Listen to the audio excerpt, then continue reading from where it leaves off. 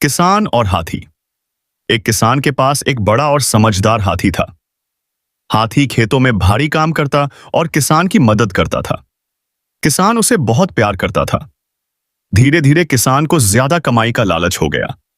उसने हाथी से जरूरत से ज्यादा लकड़ियां और भारी सामान उठवाना शुरू कर दिया।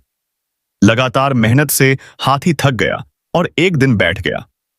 किसान घबरा गया और उसे अपनी गलती समझ आई। उसने हाथी को आराम दिया, पानी पिलाया और उसकी देखभाल की।